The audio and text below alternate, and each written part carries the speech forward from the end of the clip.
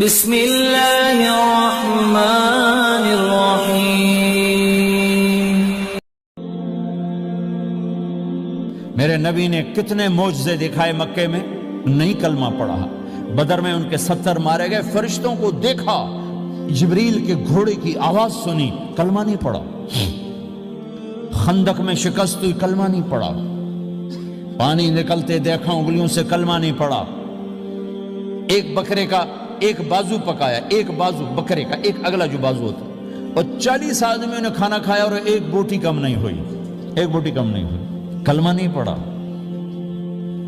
لیکن جب میرے نبی نے کہا جاؤ معاف کیا تو سارے ہی کلمہ پڑھ گئے کہ واقعہ یہ اخلاق نبی کے ہو سکتے۔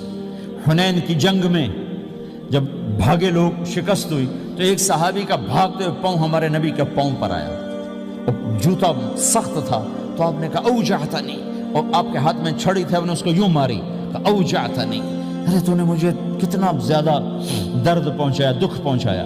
وہ بیچارے پگھل کے رہ گئے اور پریشان ہو گئے، اور فرماتے ہیں سارا دن میں پریشان، ساری رات پریشان کہ اللہ کے نبی کو میں نے تکلیف پہنچائی، اب میرا کیا بنے گا۔ اگلا دن ہوا تو اعلان ہو رہا تھا بھائی جس کا پاؤں نبی کے پاؤں پہ آیا تھا اس کو اللہ کے نبی بلا رہے ہیں۔ تو صحابی کہنے لگے میں نے سمجھا بس اب میری تو دنیا بھی گئی اور آخرت بھی گئی، اب میرے اوپر کیس بنے گا اور مجھے ڈانٹ ڈپٹ بھی ہوگی، میرا کتنا بڑا گھاٹا نقصان ہوگا۔ یہ حاضر ہوئے ڈرتے ڈرتے، تو آپ نے فرمایا میرے بھائی کل میں نے تمہیں چھڑی ماری تھی، وہ مجھے معاف کر دینا، اور یہ 80 اونٹ تمہیں ہدیہ دیتا ہوں، 80 کیملز یعنی 80 پراڈو، 80 رینج روور کا یہ میری طرف سے تمہیں ہدیہ ہے۔ وہ حیران پریشان، یہ میرے نبی کے اخلاق ہیں، یہ میرے نبی کے اخلاق ہیں۔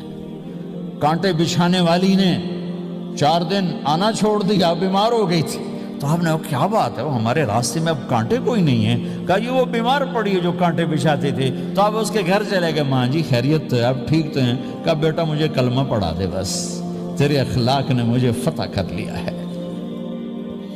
میرے بھائیوں یہ چیپٹر بھول چکے ہیں، بھول چکے ہیں، بھول چکے ہیں۔ جب تک یہ چیپٹر زندہ نہیں ہوگا زندگی اسلامی نہیں بنے گی، معاشرہ اسلامی نہیں بنے گا، اور آگے قوموں کے لیے اسلام کا دروازہ نہیں کھلے گا۔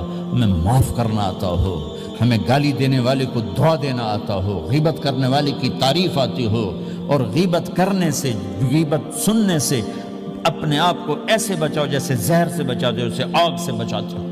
ایک دوسرے کو نفرت کا بول نہ بولو ورنہ ساری زندگی تباہ و برباد ہو جائے گی۔ میرے رب کی قسم، میرے نبی نے کہا ایک زبان کا بول انسان بولتا ہے اور جہنم کی گہرائیوں میں گر جاتا ہے، اور ایک زبان کا بول انسان بولتا ہے اور جنت کے درجات پر چڑھ جاتا ہے۔